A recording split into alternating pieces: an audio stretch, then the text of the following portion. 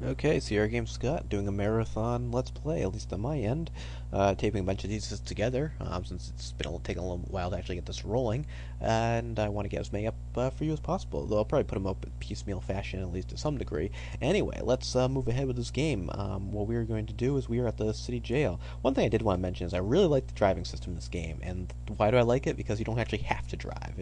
I thought bad in the first one, egregious in the third one, and this one just says, asks you, where do you want to go? You tell it, and you are there. So, kudos to whoever came up with that idea for this version of Police Quest, or this edition of Police Quest. Open locker.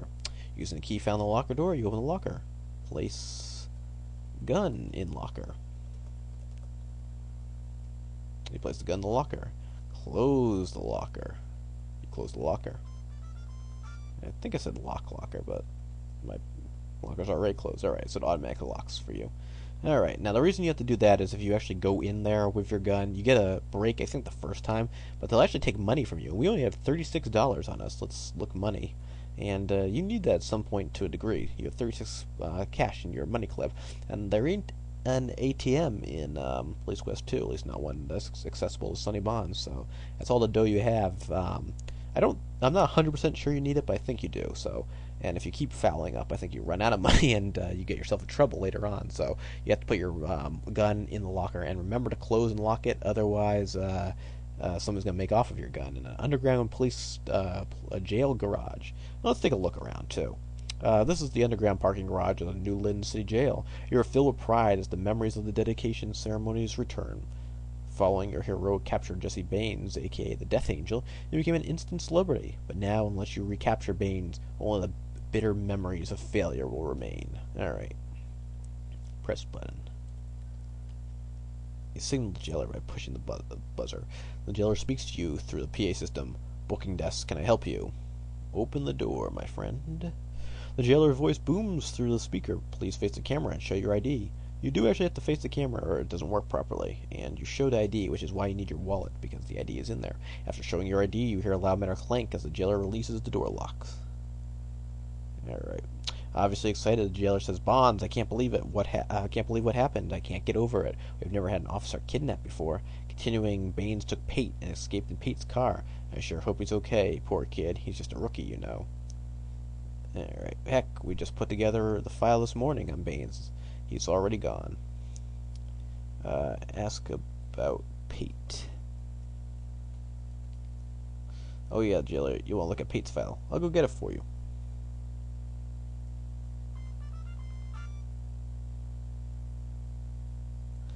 File's set to stay here, so give him back before you leave. Jailer hands you a file on Louis Pate.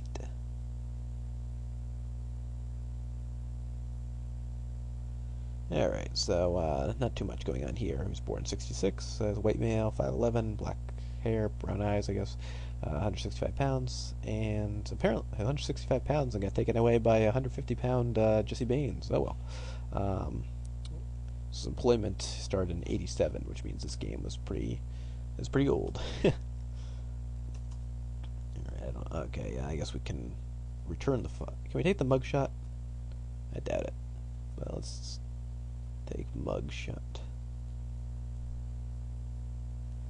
No, you can't take it. Okay, so let's return the file.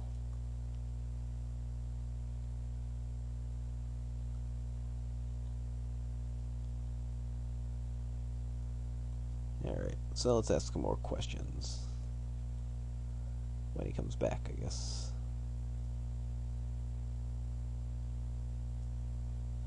That's easy, he says. Pate's car is a blue 1986 Corvette with personal plates that say "Wow."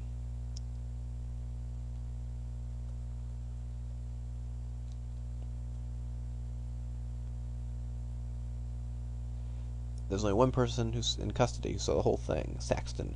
Sherman Saxton is his name. The correctional officer continues. Just walk over to the interview area, and I'll call him out. Okay.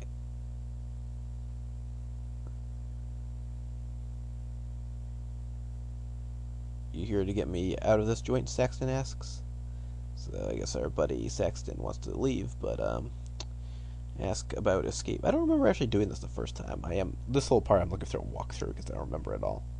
In fact, we shouldn't even really know about Saxton right away. I think he'd ask a couple more questions. Oh yeah, the escape, he says. That dude Baines did a number on your little jailer friend. Baines jumped your little rookie while being moved. It looked like he was holding some sort of knife to the jailer's throat. It looked so easy, Saxton says. I mean, he just grabbed the jailer, put a knife to his throat, and sashayed right out of here. Unbelievable.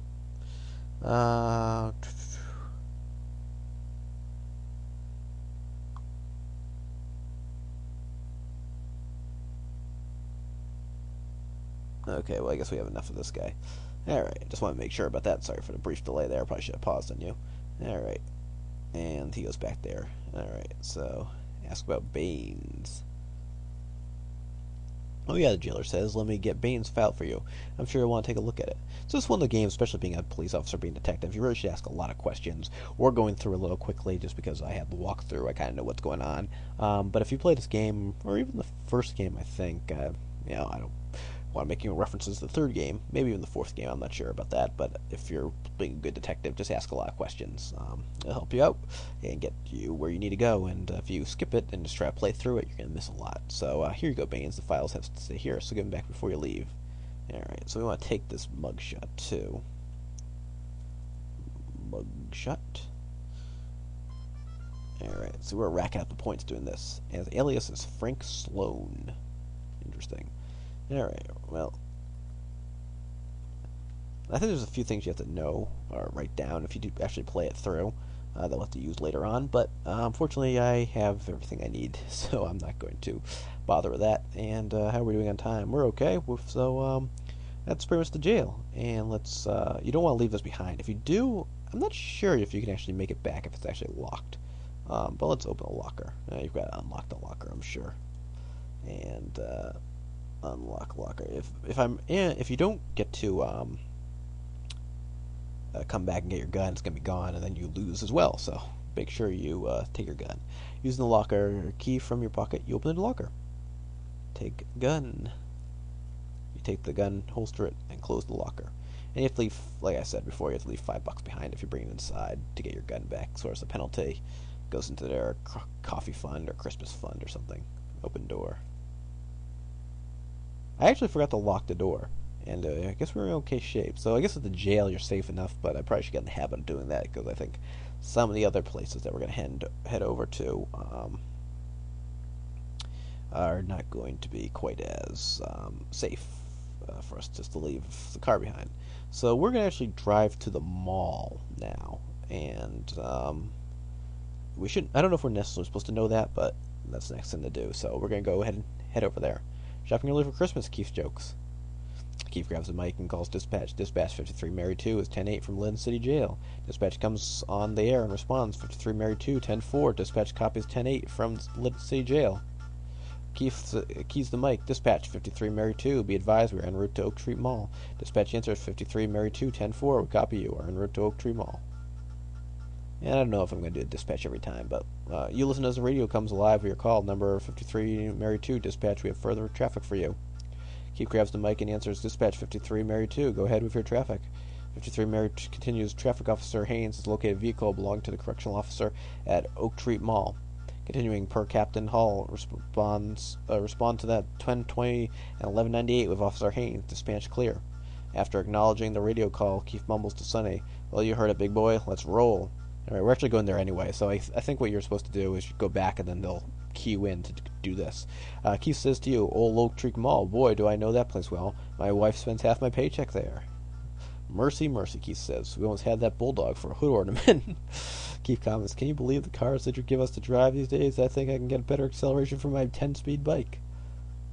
So Keith has a lot of color commentary in this game. Keith contacts dispatch. Dispatch 53 Mary 2, 1097, Oak Tree Mall.